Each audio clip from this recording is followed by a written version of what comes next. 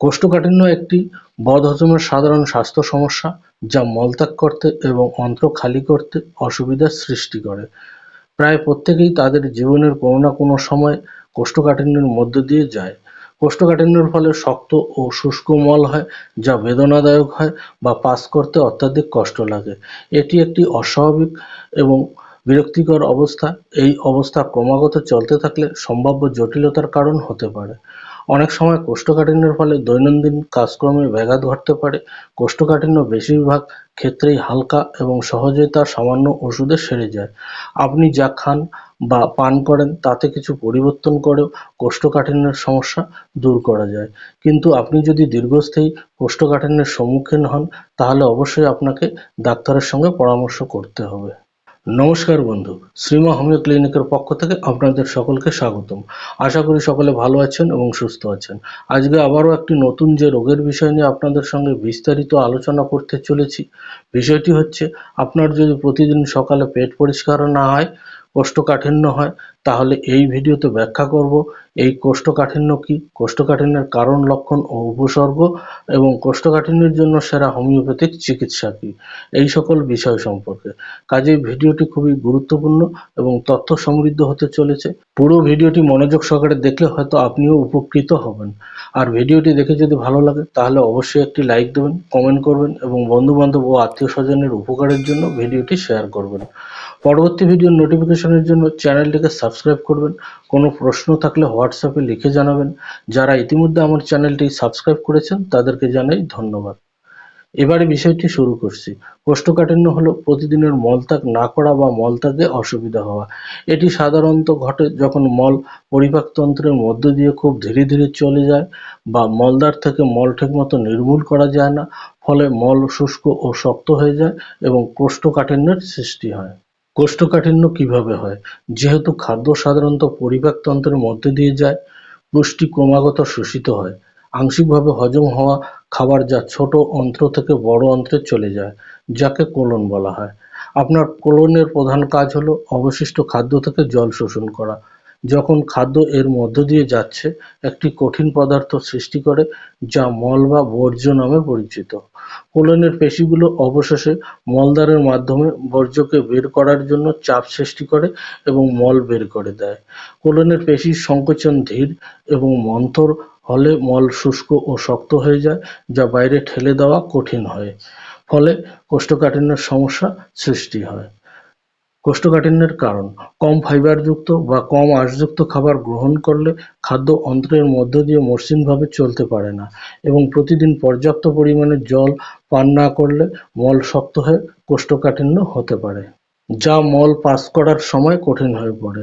ব্যায়ামের অভাব বা শারীরিক নিষ্ক্রিয়তার ফলে মলত্যাগের পরিমাণ হ্রাস পেতে পারে, ফলে কোষ্ঠকাঠিন্য দেখা দিতে পারে। স্ট্রেস এবং মানসিক অবসাদ বা উদ্বেগ স্বাভাবিক হজম প্রক্রিয়া ব্যাহত করতে পারে এবং অনিয়মিত মলত্যাগ হতে পারে। সময়মতো মলত্যাগ না করলে বা মলত্যাগে দেরি করলে শরীর বর্জ্য থেকে আরও বেশি জল শোষণ করতে পারে, যা মল পাস করা কঠিন করে তোলে। বয়স্কদের ক্ষেত্রে ধীর বিপাক বা পাচনতন্ত্রের পরিবর্তনের কারণে কোষ্ঠকাঠিন্য হওয়ার সম্ভাবনা বেশি থাকে। কোষ্ঠকাঠিন্যের লক্ষণ ও উপসর্গ: কোষ্ঠকাঠিন্য হলে পেটে গ্যাস, ফুলে যাওয়া বা প্রসারিত হওয়া, পেট ব্যথা, মাথা ব্যথা এবং বমি বমি ভাব হয়। কোষ্ঠকাঠিন্যের ফলে বা শক্ত মলত্যাগের ফলে ফিশার বা পাইলসের কারণে মল যাওয়ার সময় রক্তপাত হতে পারে। মলত্যাগের সময় ব্যথা জ্বালা বা মলত্যাগ করার পরেও এই ব্যথা জ্বালা থাকতে পারে। কিভাবে কোষ্ঠকাঠিন্য এড়ানো যায়? হজম শক্তি বাড়াতে আপনার প্রতিদিনের আহারে সবুজ শাকসবজি, ফল, গোটা শস্য প্রভৃতি অন্তর্ভুক্ত করতে হবে। মল নরম করতে এবং নিয়মিত মলত্যাগের সহায়তা করতে সারাদিনে প্রচুর পরিমাণে জল পান করুন। হজম শক্তির উন্নতির জন্য নিয়মিত ব্যায়াম বা প্রতিদিনের শারীরিক ক্রিয়াকলাপে অংশগ্রহণ করুন। হজম প্রক্রিয়া এবং পুষ্টির শোষণের সহায়তার জন্য ধীরে ধীরে ভালোভাবে চিবিয়ে খেতে হবে। প্রতিদিন একই সময়ে বাথরুম যাওয়ার অভ্যাস করতে হবে। প্রক্রিয়াজাত খাবার বা ফাস্টফুড, জাঙ্কফুড খাবার খাওয়া থেকে বিরত থাকুন।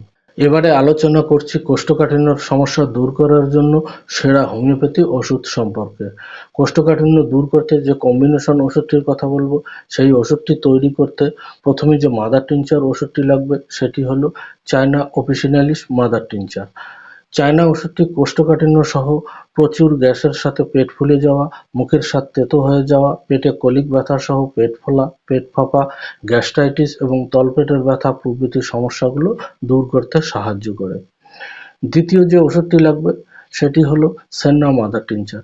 এই ওষুধটি কোষ্ঠকাঠিন্যের চিকিৎসা এবং অন্ত্রের সমস্যার জন্য অত্যন্ত কার্যকরী একটি ওষুধ। এটি অন্ত্রের কৃমি দূর করে হজমের সমস্যা সমাধানে বিশেষ উপকারী। এটি কোষ্ঠকাঠিন্য সহ পেশির দুর্বলতা থেকে পেট পুনরুদ্ধার করতে সাহায্য করে এবং লিভার বড় হওয়া ও লিভারের কোমলতা দূর করতে সহায়তা করে। তৃতীয় যে মাদার টিনচার ওষুধটি লাগবে সেটি হলো ক্যাসকারা স্যাগ্রেটা মাদার টিনচার। ক্যাসকারা ওষুধটি হজমের সমস্যা দূর করে বিশেষ করে অর্শ রোগীদের কোষ্ঠকাঠিন্যের চিকিৎসায় ভীষণ উপকারী। এই ওষুধটি কোষ্ঠকাঠিন্য নিরাময় করে, হজমের উন্নতি করে, ক্ষুধা বৃদ্ধি করে।